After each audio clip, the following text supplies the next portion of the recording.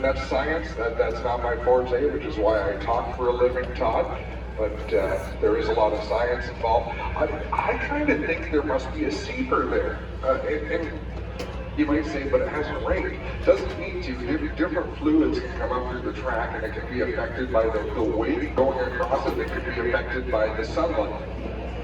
It does look like there's a little bit of patch material that's been put down on the track there, and one of the jet drivers is just heading out. I suspect that's to help complete the drying process and maybe clean that area up just a little bit, and hopefully we can get these cars back out on track pretty quickly. You know, we talked about it earlier, you have to prepare for things you can't be prepared for. Let's suggest this practice session gets wiped out. It's over, and there's many teams who will not have got a chance to have your flying lap, but they all do going into it. This is the window that you've got to go out there. Run your fast lap whenever you want.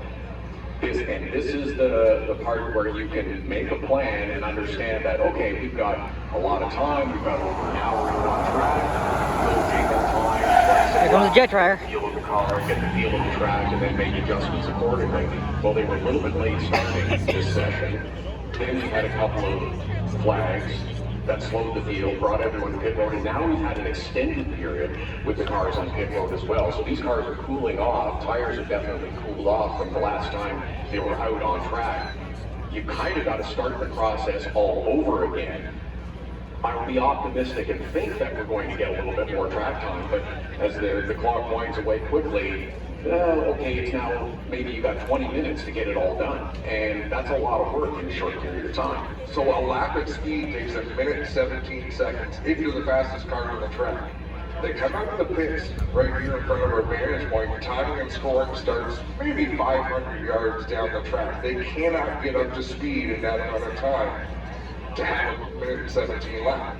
So you're going to have to run 1 minute and 17 seconds to get all the way around the track. Probably 1 minute and 25 seconds before you trigger the start-finish line. Another 1 minute and 17 seconds. So you're 3 minutes before you can log an official time. Folks, that doesn't sound like much, but it's an eternity when every 2 minutes and 45 seconds something keeps happening to slow things down. And that's the difficulty that these teams are having to navigate now. Is all they can do is sit and wait and hope that they get this issue with the track cleared up and we can get back to some on-track action in this practice and qualifying session for the NASCAR Indy Series.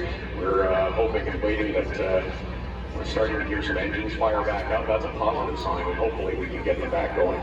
These are things you prepare for. When you run a street course like this, these are things that the event organizers would be ready for. They'll have materials on hand. And now what we're seeing, I don't think that was track filler. I think that was speedy driving. Now they're thinking we need a big strip of it. Yeah, that is definitely from some fluid down on the track. And as you said, it doesn't just all come out in one spot in a nice neat little pile. This is a process now to get this cleaned up properly, not just for the NASCAR Indy Series cars, but the rest of the series that are running this weekend as well. Different cars will run a slightly different line around the circuit. So now they've got to make sure that they've got it dried up, cleaned up, and get as much of that speedy drive blown away as they can to get things cleared up, get the fluid off the track as best they can, and get the cars back out. Oil doesn't go away.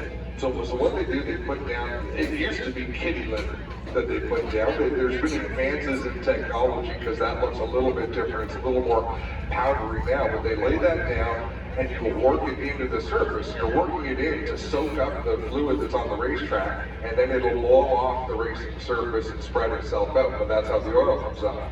If you don't get that speedy dry onto the oil, it can't soak it up and get rid of it. Once the cars get back onto the racetrack, they'll be able to work around that, Todd. When you do have to cross it, it definitely affects the speed because you're not getting the grip. These are slick tires, meaning that solid rubber all the way across the surface of the tires. They do not like oil dry.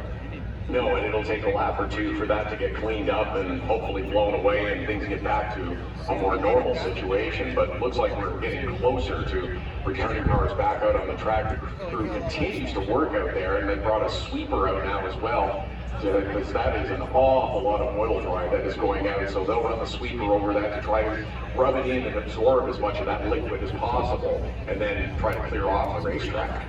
They're real fortunate that it's stock cars right now, because what I would do is run that sweeper over it once and send the cars on the track. because those 10-inch wide General tires, they are going to go through it inevitably. They're not going to like it, they're not going to want to, but that is the fastest way to clean off a racing surface.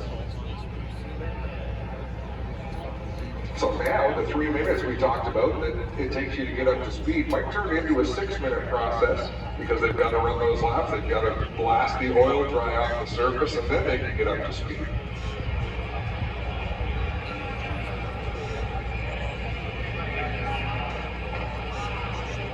Street sweeper going through that material. At most venues, this is quite polite by the event organizers. Most venues don't have a vacuum sweeper. They just sweep it up and blow it to the sides. They're actually sucking up the remains. So they're trying to clean up as much as they can. So what we can anticipate, though, is with this reduced time in this NASCAR 50 Series practice and qualifying session, everybody is headed out on track and getting after it pretty quickly.